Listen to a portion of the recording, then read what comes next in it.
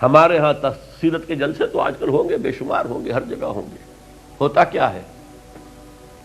آپ کی عظمت بیان ہو رہی ہے، آپ کی کالی کملی کا تذکرہ ہو رہا ہے، آپ کی سرمئی آنکھوں کا حسن بیان کیا جا رہا ہے، آپ کی زلفوں کی تذکرہ. یہ ہے، یہ تو نہیں ہے، اس میں کوئی شک نہیں. تمام انبیاء اور رسول کو جو کمالات عطا ہوئے، محمد کو وہ سب عطا ہوئے صلی اللہ علیہ وسلم.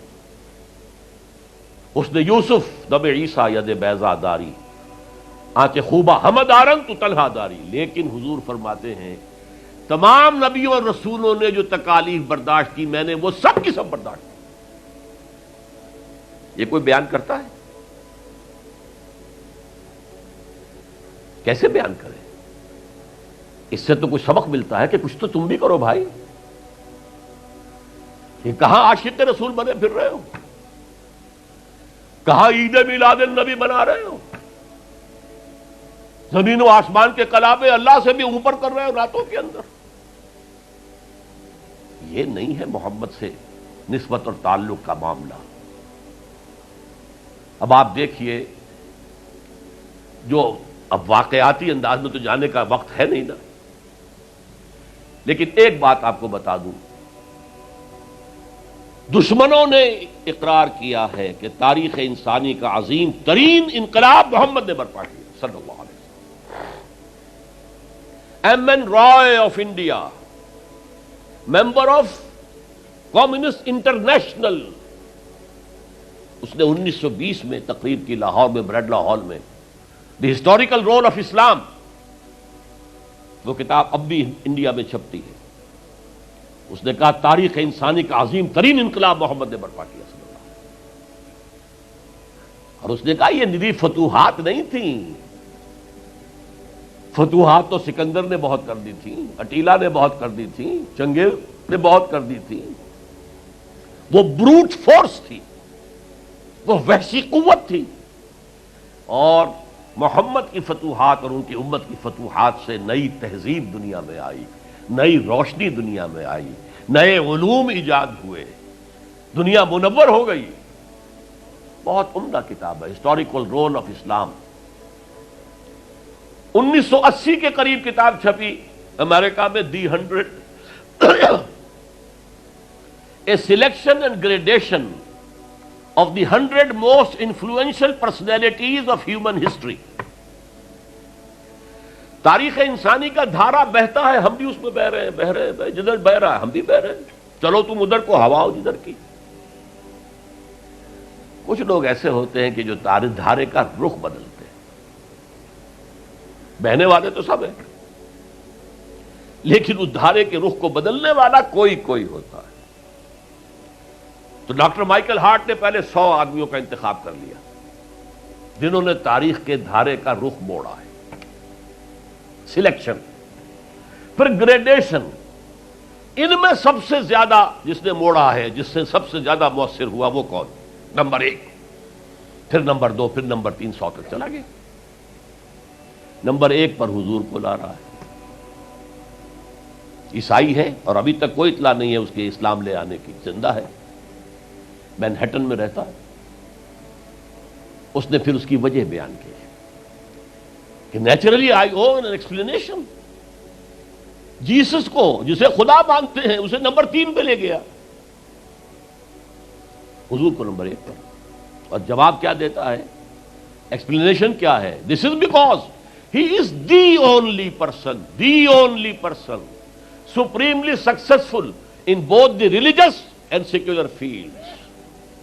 جتنے بڑے لوگ دنیا میں ہیں وہ یا ادھر اونچے ہیں تو ادھر کچھ نہیں، ادھر اونچے ہیں تو ادھر کچھ نہیں.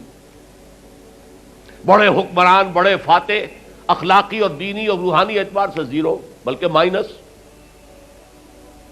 بڑے مذہب، اخلاقی تعلیمات، روحانی تعلیمات بہت اونچے، گوتم بدھ، حضرت مسیح، لیکن ریاست، حکومت، سیاست 0. ایک ہی شخص ہے، ایک شخص. کتنی بڑی سچائی اس کے قلم سے نکلی ہے.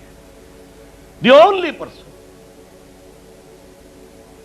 Supremely successful in both the religious and the secular fields. بہرحال یہ سمجھیے کہ تکمیل رسالت کا یہ مرحلہ ہے، یہ مظہر ہے۔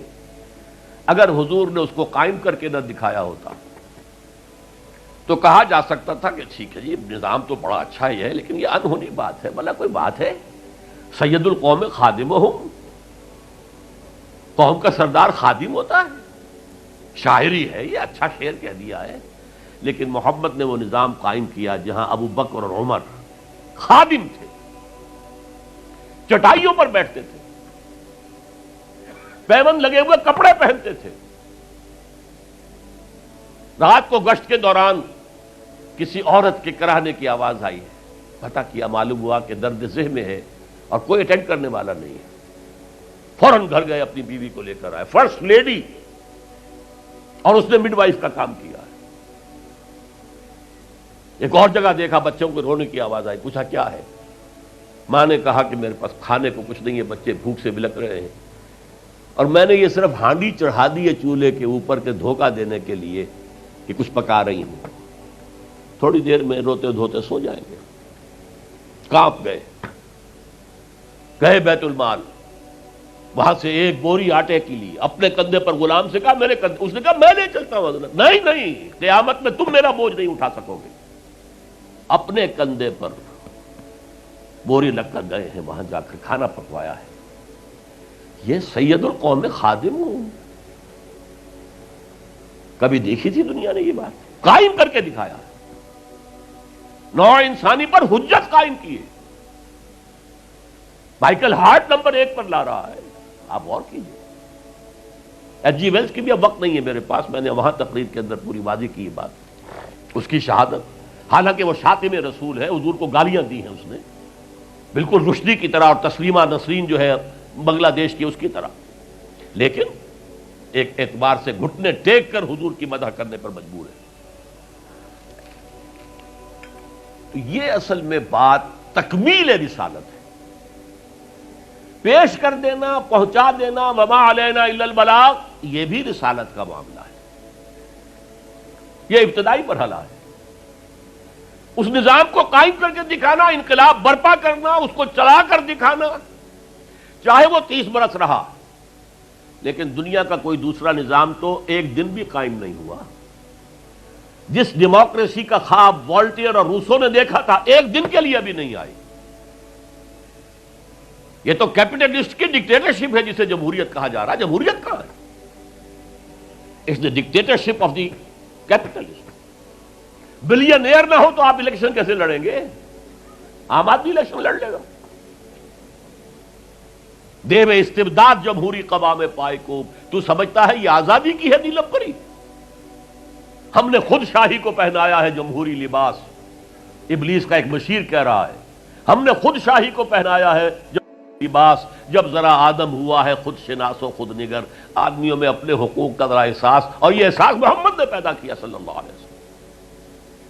اس کے تحت انہوں نے کہا اچھا وہ انسانی حاکمیت ٹنوں کے حساب سے فرعون کے سر پہ رکھی ہوئی تھی، گندگی، اب ہم نے کیا کیا، وہ تولا تولا سب میں بانٹ دو، گندگی تو گندگی رہے گی، نجاست تو نجاست رہے گی۔ انسانی حاکمیت ایک شخص کی ہو، انسانی حاکمیت پوری قوم کی ہو، کفر ہے، شرک ہے۔ بہرحال تکمیل رسالت کا ایک پہلو یہ ہے، اس کی مثال میں آپ کو دے دوں، نام چونکہ پہلے بھی 2 مرتبہ لے چکا ہوں، سقراط کا شاگرد بھی اور شارح بھی، سقراط کی اپنی کوئی کتاب نہیں ہے، وہ معلم تھا بس، اس کا فلسفہ بیان کیا ہے افلاطون نے، اور پلیٹو نے کتاب لکھی دی ریپبلک۔ اب دیکھیے آج سے 2500 سال پرانی کتاب ہو گئی، حضرت عیسیٰ سے 300-400 برس پہلے، کتاب اتنی زوردار ہے آج تک زندہ ہے، ورنہ کتابیں ختم ہو جاتی ہیں، وہ تو کوئی زوردار کتاب ہو تو زندہ رہے گی۔ نقشہ پیش کیا ایسے ہونا چاہیے، نظام حکومت ایسا ہونا چاہیے، فلاں ایسا ہونا چاہیے، فلاں ایسا ہونا چاہیے، لیکن وہ نظام ایک دن کے لیے بھی دنیا میں کہیں قائم نہیں ہوا، لہذا اسے کیا کہیں گے؟ یوٹوپیا ہے، ایک خیالی جنت ہے۔ حضور نے بھی خیالی جنت پیش کر دی ہوتی، قائم کر کے نہ دکھاتے تو وہ حجت نہیں بن سکتی نوع انسانی۔ تکمیل رسالت، نہ حضرت ابراہیم کے ہاتھوں کہیں نظام قائم ہوا، حالانکہ ابو الانبیاء، خلیل اللہ، امام الناس، انی جاعلک للناس اماما واتخذ اللہ ابراہیم خلیلا، نظام تو نہیں بنا، نہ موسیٰ کے ہاتھوں نہ عیسیٰ کے ہاتھوں علیہم الصلوۃ والسلام۔